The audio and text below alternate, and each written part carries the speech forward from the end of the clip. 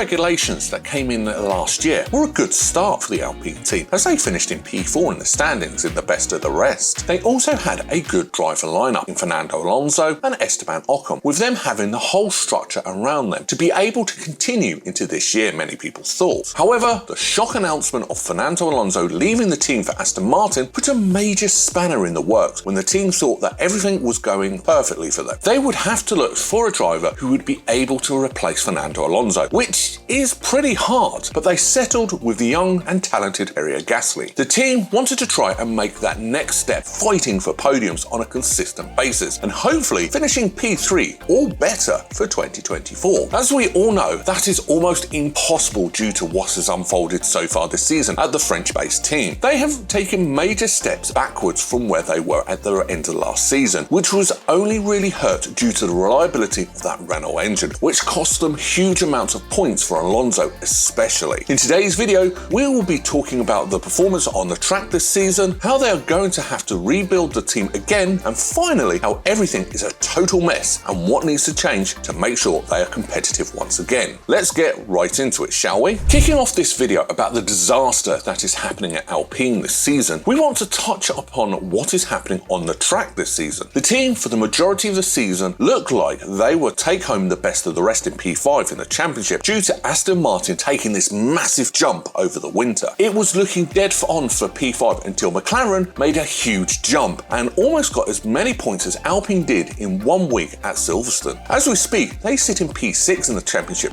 which is a pretty big fall from where they were last year, as everyone else has made improvements whilst they have stayed the same. The team have really struggled due to them having 4 or 5 teams ahead of them, so they have to settle for the P9 or P10, which sometimes is a very tough task for them. They have had a few highlights this season where they've shown some good pace, such as in Monaco with Esteban Ocon getting P3, which was a surprise to many. Then you have Pierre Gasly getting P3 in the sprint at the Belgian Grand Prix very recently, so that car can be quick under some circumstances. However, they have had drivers knocked out in Q1 and Q2 pretty regularly, which hurts their chances of getting any points as the midfield is so close. But the biggest fault of the team is how they have had several double DNFs. In Australia, both drivers took each other out. At the British Grand Prix, they had Gasly taken out by Stroll, with Ocon having an issue with his car. In Hungary, they got taken out at the start, which was no fault of their own if we're being very honest. These few times they've had no car finish the race, they have had their rivals pick up huge points and they missed out on a lot. On a more positive note, they have 2 drivers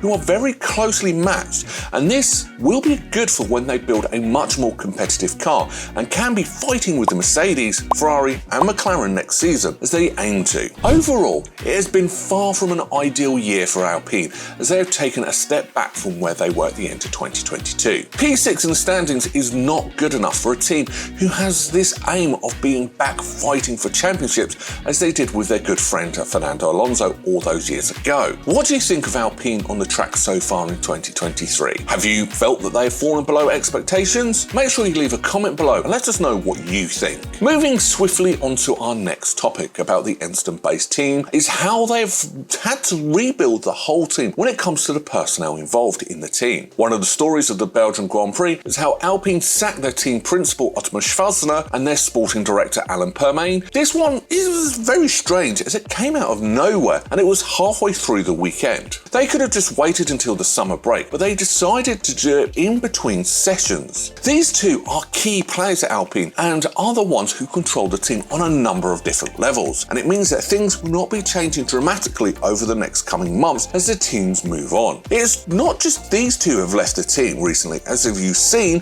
Pat Fry moved to Williams, and also the world champion Alan Prost has left the team. There has to be something going on behind the scenes for all these important people to leave the team or to be sacked. We do not know what it is, but it for sure is not a good look for all at Alpine. Over the summer break, they have to regroup and sit down and think about what path they want to go in. They could look for a full reset and push for a totally different direction. There have been rumours coming out that Matteo Binotto is the favourite to replace Otmar, and that for sure is a very different direction, as we saw with what he did in 2022 with Ferrari. The team must look towards 2024, as this season is pretty dead to them due to them being so far ahead of Williams in P7 in the standings and so far far behind McLaren, who are currently P6 in the standing. They have to make sure that they settle the team down once they return after the break at Zandvoort and look ahead, as the future is more important than the present for Alpine. Overall, having lost a lot of their key personnel in such a short space of time, they have to be able to find the replacements that will do the job for the time before they find the permanent people to go into that place. They have a lot to do now, but we will have to wait and see how they make things better than they are right now. To end this video, we'll be touching on what they have to change to be competitive once again and being in the battle for the podiums. One thing that may sound very controversial and probably will not happen, but they should look at another engine supplier other than the Renault. Their engine has been very unreliable in the past and is down on power compared to some of the top dogs, and 2026 will be the perfect time to make changes as the regulations change for everyone. They also need to look at their car and try and go for a more Red Bull approach next season, or try and find something unique to them and make it their own. They have been stuck in and around the midfield with taking home a couple of performances each season, and they must make the next step soon or they will keep falling back every year. McLaren and Aston Martin look like they have made the next step this season, and Alpine have to do the same thing next year as a start to their rebuild to the top. The team was changed to be called Alpine in 2021, and ever since it's been a roller coaster of a journey with highs